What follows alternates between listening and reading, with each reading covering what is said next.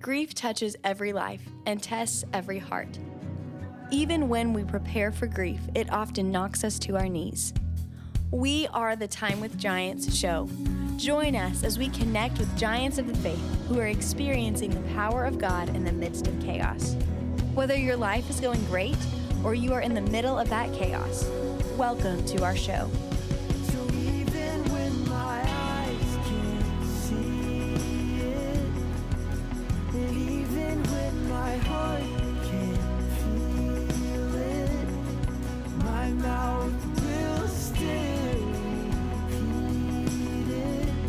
God, I trust you. Welcome to Time with Giants show today. We are excited about this day. Nellie's here, our chocolate lab, and those of you that are not able to join us by video, Nellie is in the room. And she's always in the room because, we're doing a podcast on grief and loss. And, that's a heavy topic. And but when you're going through a tough time, you need a dog. This is Billy and Christie Richmond. I'll let them introduce themselves in a second, but I got to ask you a question. Do you have a dog? Yeah. Yes, we do. Okay. Yeah. Fancy Pants? Is that the name of That your is dog? her name, Fancy Pants, but she doesn't know she's a dog. So, Billy, when you were playing college baseball and professional baseball, did you imagine you'd have a dog named Fancy Pants? No. I mean, was that something that you would talk about in the dugout, No, or what's the deal with that? No. Okay, I don't know if you have a dog, but it's important to be dog people. I Yes. think. We're dog people here at Time of Giants, and now we are excited about today's episode. If you're watching online, man, welcome. If you're listening, I'm just so grateful to be with Billy and Christie Richmond. We have walked through some life together and some challenges together, and our podcast, I want to tell you about it. We're grateful that the Lord has led us to start this. There's not many podcasts that deal with grief, and it's heavy. And we've walked through some heavy moments. But I'll tell you, the heaviness is not something we can avoid. Ecclesiastes talks about the end of a thing is better than the beginning. And so it's important for us to recognize the power of leaning into loss, of considering loss. And so I want to thank you for joining us. And, we've walked through a time of loss. And God has been faithful. And I want to thank you so much for being here. So I want you to just tell us about your family and yourself. So, Bill, you want to start? Tell us a little bit. Sure. Well, thanks for having us. I know we Christy and I both, we wrestled pretty hard with this, and I think we're getting to a point where we can express our feelings and talk about some of the things we've been through and experienced. We're just truly blessed to have a support system that we have, that we had going through the trying times, 18 months. Anyway, my name's Bill Richmond, and I'm originally from here, from Owasso. This is my wife, Christy. I went to college, baseball scholarship. Went and played some professional baseball, and came back and met my wife, met Christy. Man, it just took off from there. I worked on the railroad for nearly 20-something years. Was transferred often, about every couple of years. I think our children went to School in 5 states. 5 states. We bounced around a lot, and I went into management pretty quick in my railroad career, and Then we had the opportunity to move back. opportunity to move back here to Owasso, and through those years we had three children. Alex, our oldest, and we're lucky he's really close. He and his wife and son are really close. They're only 5-6 miles from us, so we get to see them and do a lot of things with them. Riley, our youngest daughter. She's on the mission field right now. Right now, and, yes. we're excited about that. And Yep. And then our middle son, Spencer, we lost him at 17. So we've bounced around a lot. We had a chance to come back here, decided to settle here in Owasso, and 2 of them graduated from Owasso. yeah, well, 2 of our children graduated from here, and so anyway, we're glad to be home. We're just trying to enjoy life and each other, and right now, and kind of me. Christie, you played golf at Oklahoma State. Mm-hmm. Y'all are quite the athletes. I mean, have you ever beaten Christie in golf? Never. Okay, No, never. never. No, So- never. So that's And, that's yeah. pretty awesome. So, She's fun to play in tournaments with on yeah, I bet on your you're kidding, team. man. Well, I remember when y'all moved, like you moved about the same time we did Yes. to I this think community. I think that's the first time I met you was at school when you were It was like enrolling. Honor Society. You a were- honor society I wasn't induction. in Honor Society. Yeah. But Emily, Yes. Yeah. my daughter, was And in Spencer was. Yeah. Yeah, right. 'Cause they were That's the first time I met mid-semester- you. Yes. Mid-semester honor society. That's I remember, right. meeting you guys for the first time. I'll never forget it. That was a fun day. And you know what I love about you all, we've kind of raised our kids together. Yes. And walked through some tragedy together. Okay, so Billy had mentioned about Spencer. Tell us about Spencer. Christie, tell us a little bit about Spencer. He was a one-of-a-kind kid. I mean, he was both athletic and smart. One of the things that he used to do whenever he would wrestle is he didn't ever want to wrestle if mom wasn't there.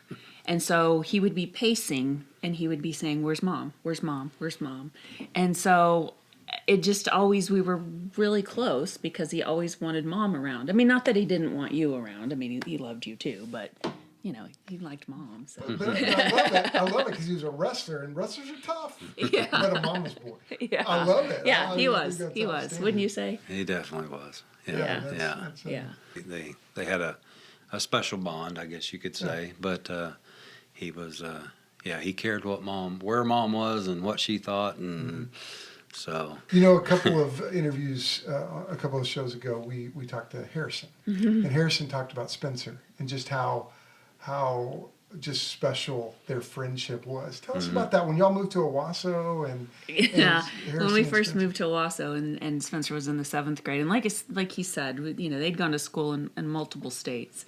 And so we always taught them when you go, you know, start meeting people. And the very first day, and so he came home and he said, "Mom, I met this guy, this and he's so cool, Mom. He's so cool." And I said, "What's his name?" "Oh, Harrison. He's just so cool." And Harrison's mom, Shelby, had told me years later that Harrison came home. Here he is, 7th grade, you know, junior high, and came home and said, "Mom, I think I met my best friend today." And so she said it was like he was in kindergarten. And so they were inseparable after that. So they could sit in the back of a car and just giggle and like look at each other and grunt and make noises. And they were clicked. Yeah. Yeah. They were two peas in a pod. So That's awesome. You know, Harrison talked about his relationship fishing and just the stuff that they would do together, and those boys, just boys. Boys. Those are hardcore boys, you know. And looking back, you know, it was really meaningful for Harrison to describe how God used Spencer to help him right now. really. Yeah. Those of you that have been following our podcast, if you haven't seen that podcast, you got to look back at Harrison Mosby, his journey with Mallory, and you know what I loved about their relationship is Harrison had a heart for Spencer and helped lead him to Christ at Falls Creek. Yes. Yes. Yes. That's Yes. awesome. Yep. Yes. Yeah. To this day, I still find notes in his Bible and things that he and Harrison talked about. It's pretty neat. They did. They had how many times do we catch them on the telephone talking to each other? You know, and they were talking about God or verses, or you know, they were just sharing the word with each other. They held each other accountable, and they were just really good, true friends. And You know, no one knew what would transpire and that Spencer would go to heaven at 17. But there's something powerful about a friend leading another friend to Christ. Right. And the fact that they didn't overlook the most important things. There's just so many things significant about sharing the gospel and urgency with Christ. Because no, we're not promised tomorrow. Right. Nobody is. All right, tell us about that phone call. Okay. Tell us about that phone call. Christy and I were, we'd gone to bed, and it was pretty early, and we were just laying in bed, I think, getting ready for the news, and we were just talking, and her phone, Christy's phone rang, and it was a family friend of ours, I guess you could say, and she told Christy, Spencer's been in a little accident, and he might need your help. And I heard Christy say, okay, where is he? And she said, he's up by the Quick Trip.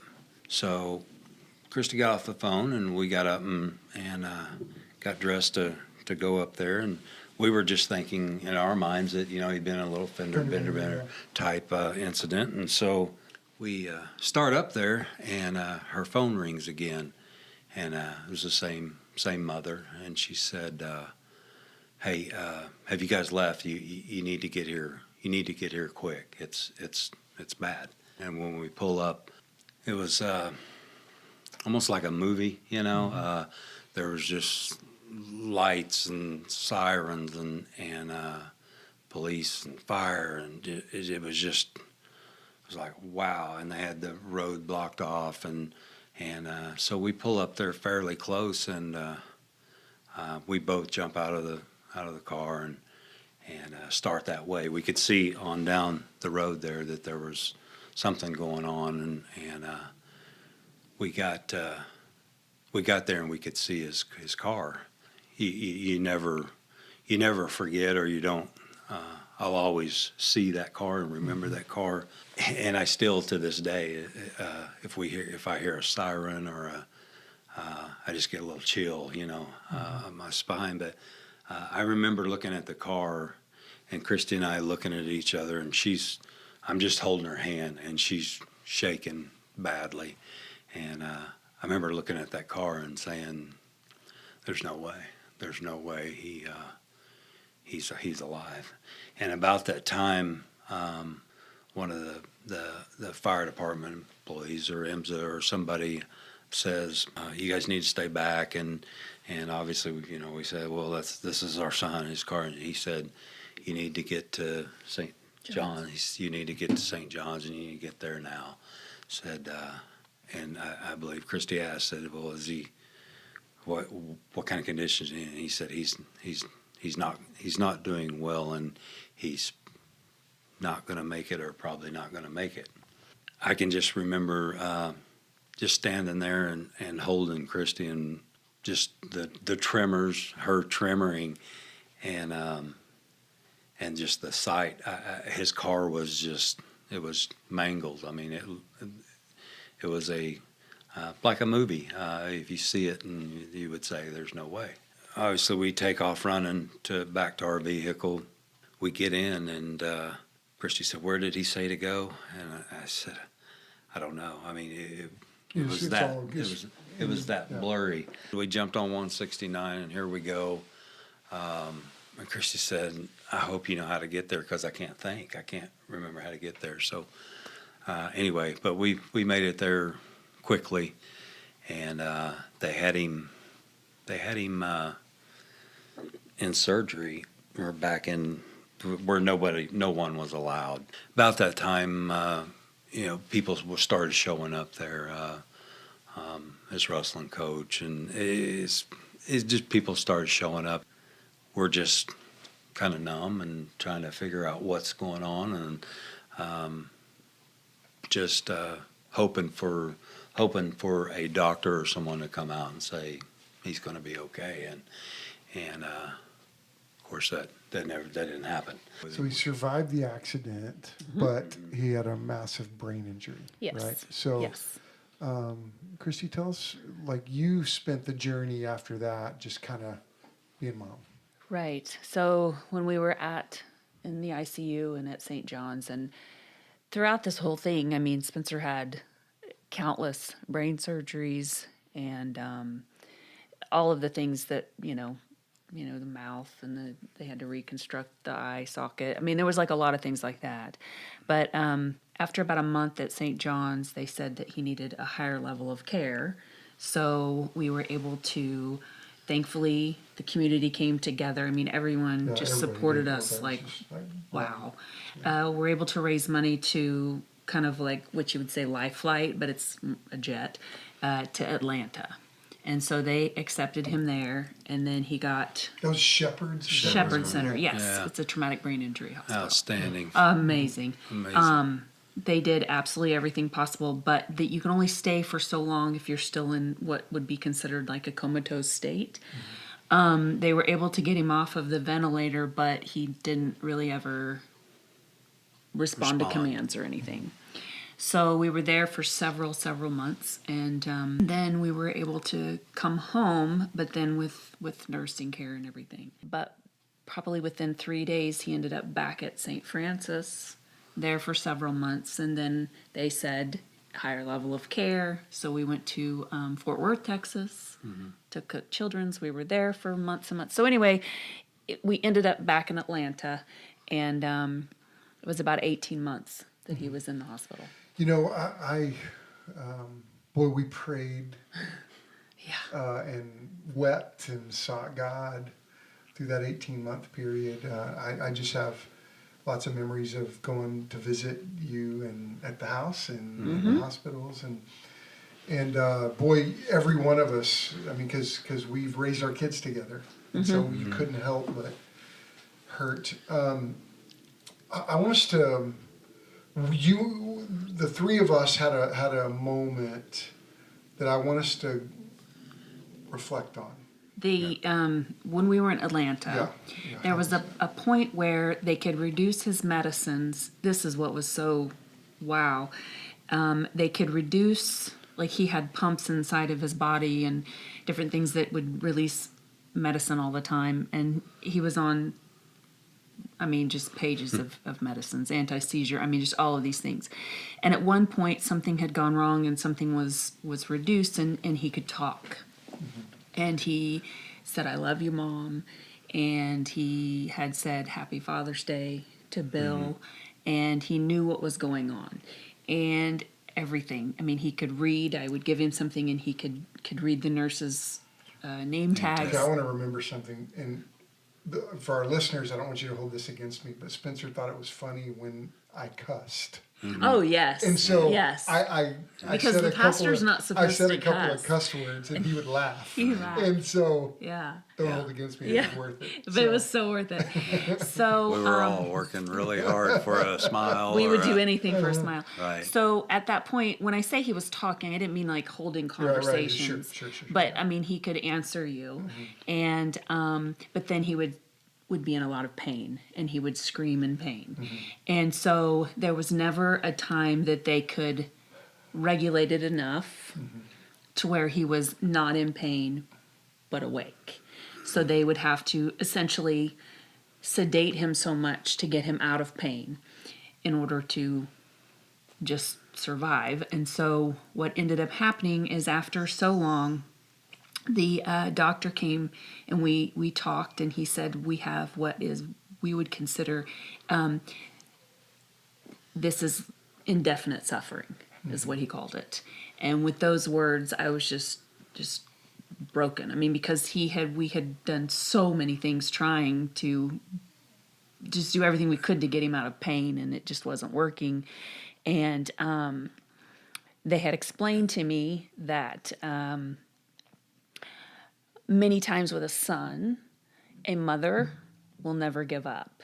Like, she will just keep on and keep on and keep on, and the dad has to come in and say, "Okay, that's enough." Whereas with a daughter, the father will never stop, and the mother has to say, "Okay, we've exhausted everything, that's enough." And so I had called Bill, because at the time he was working in Colorado. I'm in Atlanta. The children, others are still here in Oklahoma, our other children. And I called him, and he said, I think it's enough.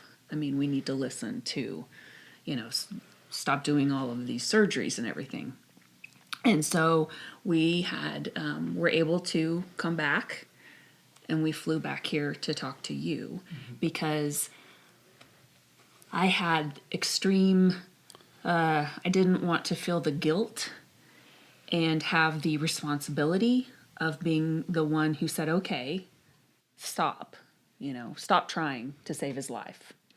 A little bit before that, I want to back up a little, probably about a month before this happened. We had gone to the doctors and had signed a do not resuscitate, because what was happening is Spencer kept on. Storming. Well, he would storm, and he would,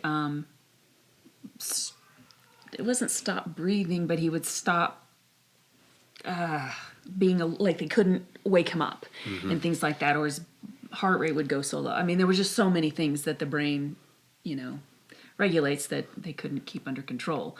And so many of the nurses at that time, because we were in a rehab facility that they get them better and send them on their way. And many nurses came to me and hugged me and said, I am so proud that you signed the do not resuscitate. And so then at that point, I'm kind of thinking, they're saying good. So that kind of made me nervous. Well, when they came and talked about the indefinite suffering, that's when we came to you. I want people to understand that my wife showed heroic endurance for 18 months. It was 24/7, 365. She was by his side, just fighting, advocating for the best care possible, and holding people accountable. And she was just, wow. She was, she experienced a lot, saw a lot, dealt with a lot. During these times, Spencer was in excruciating pain. It was painful to watch, painful to see. And when the noises he would make, and as a parent, to witness that day in, day out, it takes a pretty tough, special person to be able to endure that. And so I want to thank you or commend you for that, because it's not everyone can do that. And I can remember her calling and saying, can you please fly out here to Atlanta? The medical staff and the people there at the hospital want to sit down and basically have a formal meeting with us and talk about the future and what they see. And I knew that it was going to be time to make some hard decisions. So you came to my office, and I'll never forget that as a pastor, because we've been walking together, but I remember it was a Saturday. I met you up at the office, and there are times as a pastor that I don't know what to say. And your question to me, I was like, Lord, Chris, the doctor said it's up to me to pull the plug on my son. And I feel like I'm killing my son. Mm-hmm. You remember that? Yes, I do remember that. Yes. And I'm sitting in my mind feeling such love for you both. I wish I could change everything. I wish I could say something to make it all better. But I don't know what to say, and I'm crying out to God in my mind, God, what do I say? And just like the Lord had given you strength every day, and to this day, God put something in my heart and my mind, and it was like, and I remember saying to you, with all due respect, you don't have that power. Have that control. You don't have that power. And that was so comforting and supportive, because then it did take everything, what I felt like was responsibility away from me and in God's hands. So then I wasn't the one that did it. Because the scripture says it's appointed for a man once to die, and after that face judgment. It's Psalm 139. I know you always laugh at me, whatever it says in the Bible, but I need to find the exact verse. But Psalm 139, all of our days were written in a book before one of them came to be. And so I remember saying to you, as good as these doctors are at Shepherd, they're amazing. They don't have that power either. That's right. Because life is in God's hands. Mm-hmm. And so I remember feeling with you, okay, Lord, we'll trust you. When all of the staff found out that they were going to be stopping all of the medicine that he was on, because they knew then they would have to, they came up on their time off, many of them, and just sat around and prayed and cried and held his hand and all. I mean, it was just so much love. And then we went the next day to a hospice facility because they're just better equipped for that. And once they turned and everything off and stopped his medicines, he didn't, it wasn't even 24 hours. Right. And so one thing that the Shepherd Center, some of the people had told us was that was not something that they were accustomed to, because people go there and they don't die, they get better. And that it opened a whole new door for them to have conversations with people, parents.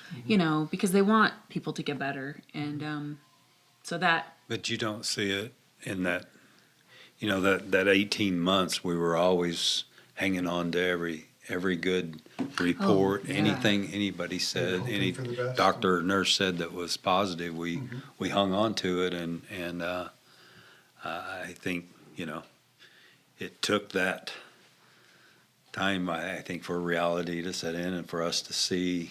I mean, I think he was in and out of ICUs probably 12 to 15 times in that 18 months. I mean, like, really bad, and I never thought he was going to die. I was like, no, he's not. No, he's going to get better.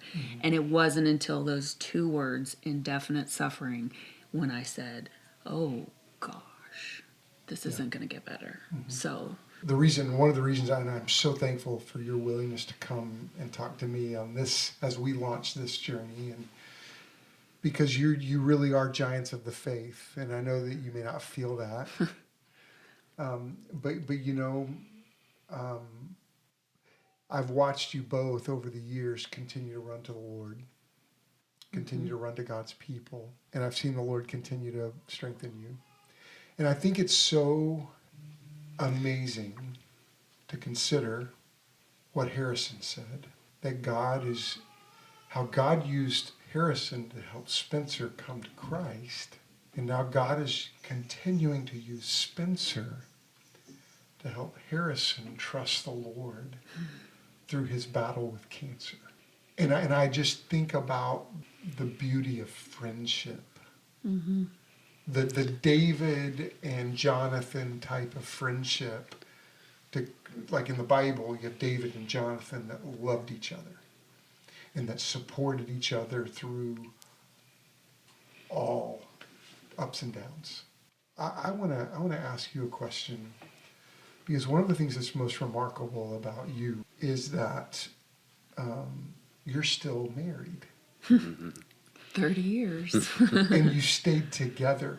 Tell us how because in many ways, I've seen a lot of couples it's common for couples that go through what y'all went through to divorce and go, you mentioned something and I want you to kind of flesh it out a little bit. You talked about the rules with each other. Tell us about that. We established those when the very first in the ICU, and it was in the middle of the night, and we both said it was a mutual agreement that if Bill wanted to, no matter what, if Bill wanted to talk about Spencer, I had to listen.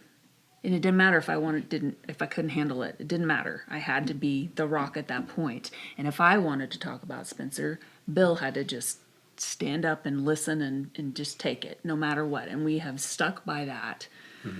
He's been gone a little over 7 years, and we have stuck by that. And there's times when the majority of times you probably never will.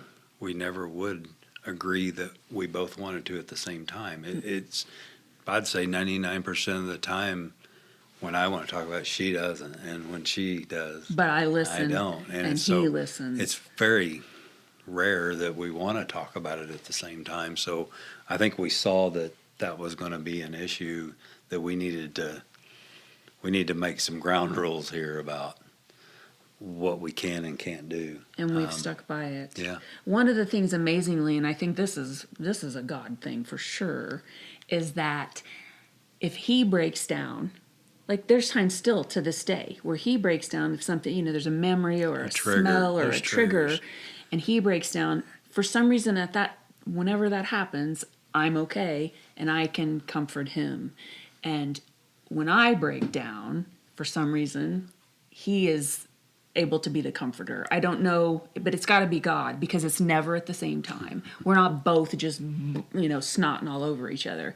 I mean, of course, right after, I meant like later, I wanted to add something to, you were talking about the connections, with Spencer and Harrison. And my point is, we still hear stories or all the connections, like you said. I think I know that we'll know one of these days the ties and the connections and how they,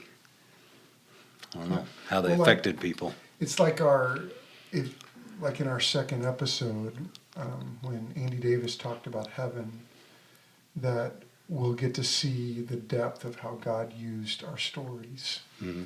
And I think it's going to be really amazing to get to heaven, to recognize all the ways that God used Spencer, all the way that God used you as you've walked this road, how the way that God uses this.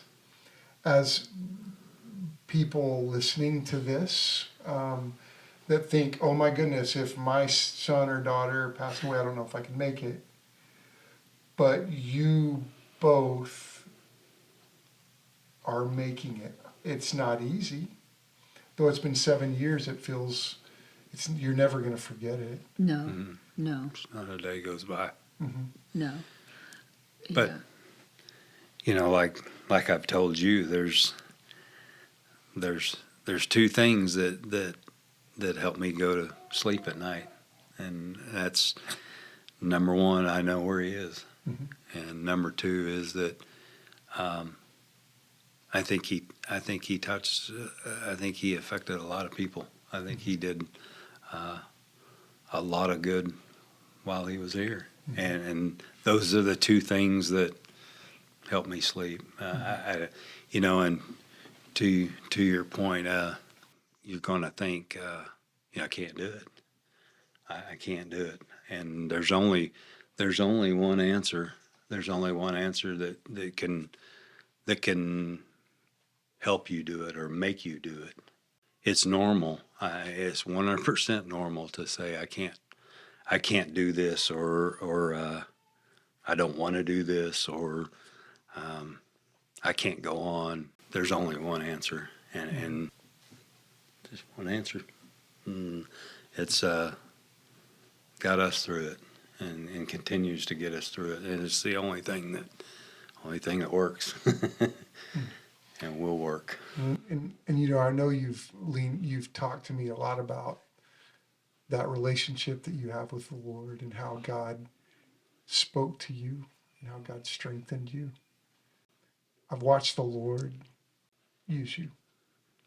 And I just, I want to thank you for coming into this moment. Dear listener, I just want to, you heard Jeremy Freeman's interview in our last episode, and like Billy and Christie leaned into each other and leaned into the Lord. I want you to hear Jeremy just articulate how God used the church and his marriage to give him the strength to walk through this. Here's Jeremy. My wife and I have been through a number of trials and difficulties these last nearly 25 years of marriage. 9 years ago, our youngest son at the time passed away from cancer. 5 years ago, our two oldest sons were in a near fatal car accident, with our oldest son suffering a severe traumatic brain injury. Trials will either push you toward God or away from God. And in marriage, trials will push you toward one another or away from each other. Emily and I were given a book that said that 85% of marriages end in divorce when they have a child that has passed away. We did not want to be that statistic. So we drew near to the Lord and we drew near to one another. But also, as a part of being a Christian, you're a part of this thing called the church, the Big C church, but also the local church. And Emily and I have seen the church at its very finest these last, especially 10 years of our life. I remember when Caleb was in the hospital, our oldest son, he had a severe traumatic brain injury. There was an organized prayer movement that people were praying on the hour, every hour, all night long. I remember feeling like I could go to sleep because somebody was praying for Caleb. And yes, it was our local congregation, but also people that were a part of the Big C church that we had never met. I remember I'd wake up at 2 or 3 o'clock in the morning and think, who's praying for Caleb? I know someone is. People would send us messages saying, as I was praying for your son in the night, here's what God said to me. And it was just the word that we needed. See, as the church, we are the family of God. That means we weep together. We rejoice together. We bear one another's burdens. We are family. You need the church in your life for many reasons, but in particular, when you are suffering and going through hard times, it is your brothers and sisters in Christ that will help you bear those burdens that you were never meant to bear alone. So we've seen the church at its finest. We are who we are because of the grace of God and the salvation we have in Christ, but also because of the church of Jesus Christ. The church is a beautiful thing, and we wouldn't be where we are today without her. So, as we wrap up today, what advice would you give to somebody that's going through grief or a trial? What was it that God used to really strengthen you? Well, I think that leaning on other people and letting them do things for you was huge. I mean, I think that we had the support, and a lot of people, when they're going through something, I think they push, like, don't. And I say, no, let them. I mean, because it's just so overwhelming, everything that happens. And I think that when there's times when you feel like there's absolutely nobody in this world that can help you, that's whenever God speaks the loudest. I mean, I feel like when you go to him and you're on your knees and I can't do this anymore, and it's so much, and it's almost like, just hang on, it'll be okay. I mean, he's going to, and he will get you through it. Will you ever feel the same? No, but I mean, you will get through it. He can change your thoughts. Like when you get to spiraling and you just all consuming and it's almost obsessive, you can just pray to him and say, change my thoughts, change my perspective, make my will yours. So then it will get you out of that. Just, you know what I'm saying? Well said. Focus. Yeah, that's really Very well said. I don't even know how to add to that other than lean on your church, lean on your support group, and if you don't have one, when they say find one. We will bring meals, say okay. That's right. Use your resources, use the people around you, and because people truly want to help. There's a lot of good people out there, and when you're that down, when you're desperate, you can count on the Lord. I mean, I can guarantee you that he's going to be there, that he's the answer. Well, it's 7 years and we survived. That's right. And, begrudgingly, but we're best friends and we enjoy each other and we try to hold each other up and you got to have a foundation to be able to do that. I can't do that on my own or myself have the ability or to hold her up and to keep her not without God's help. I mean, it's a work in progress. I can't stress enough. Lean on your church.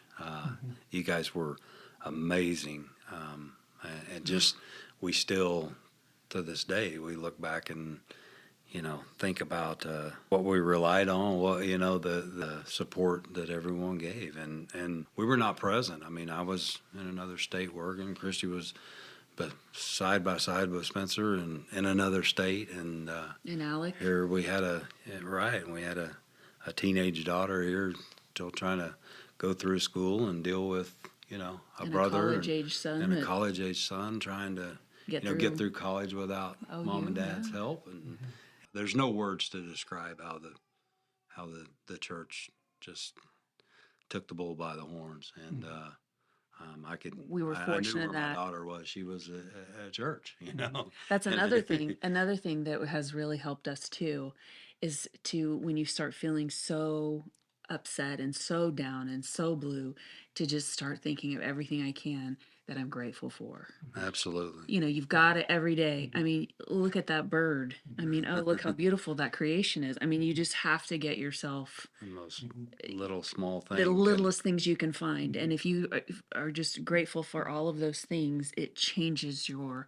mindset. Absolutely. One thing that I wanted to say, though, that I love is when I get someone may message me or they may text me and they'll tell me a story about Spencer.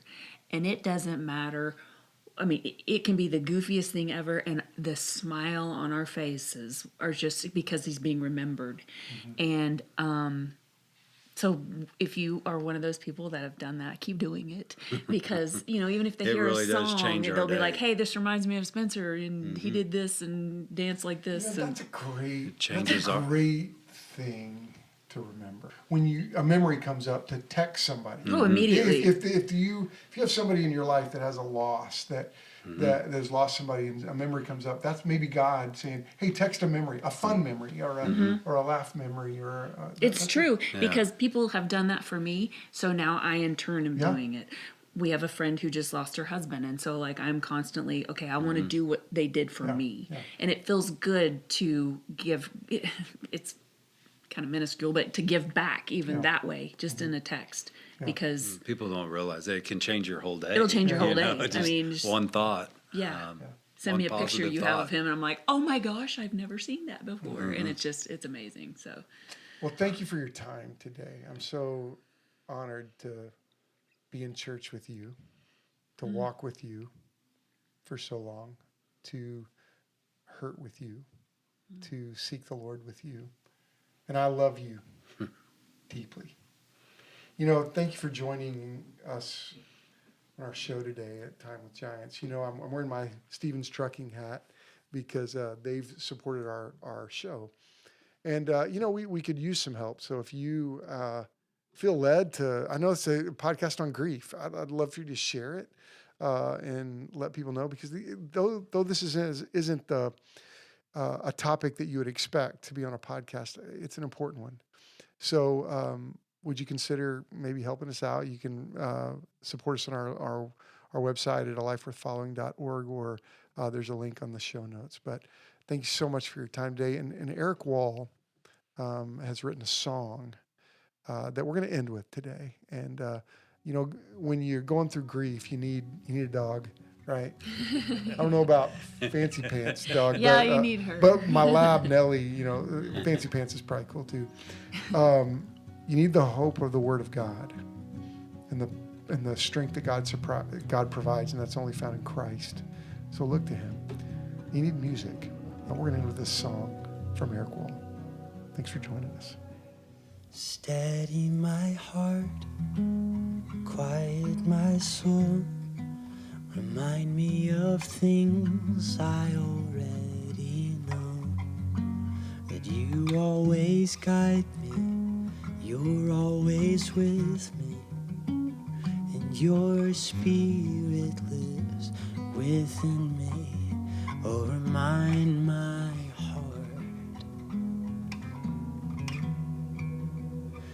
that in the darkest night you are there, Lord, you are there. Steady my heart, because tomorrow you're already there, already there. Steady my heart, you are my shepherd, you are my king.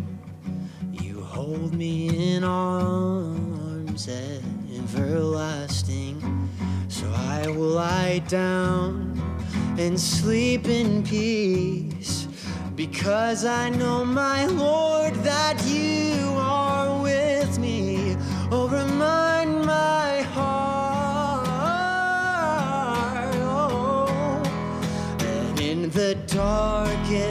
night you are there.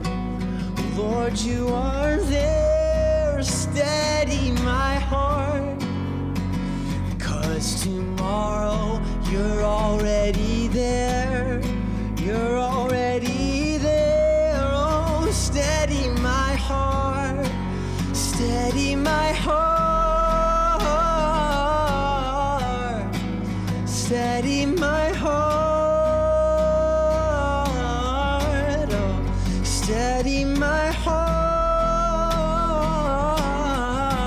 Oh, steady my heart. God of peace, come in this room. Come in this room and do what you do. Oh, God of peace, we give it to you. We give it to you. So do what you do. Oh, God of peace, come in this room. Come in this room and do what you do. Oh, God of peace, we give it to you. We give it to you. So do what you do. 'Cause in the darkest night you are there. Lord, you are there. Steady my heart, 'cause tomorrow you're already there. You're already there. Oh, steady my heart, yeah. Steady my heart. Steady my heart. Oh, steady my heart. Oh, steady my heart.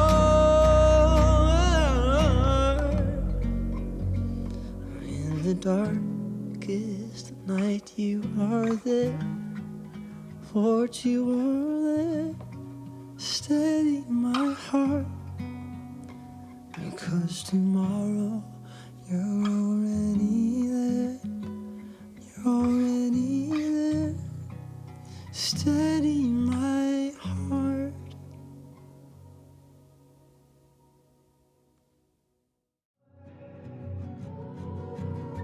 Thank you for joining us today. Remember, following Jesus does not keep us from tough times, but He is faithful to walk with us through them all. You can trust God even when it's hard to see His hand or hear His voice. As always, our prayer is Romans 15:13. May the God of hope fill you with all joy and peace in believing, so that by the power of the Holy Spirit you may overflow with hope. Help us out by subscribing to our podcast and sharing it with others. To be a monthly supporter, click on the link in the show notes or go to our website at aliveforthfollowing.org. See you next time on Time with Giants.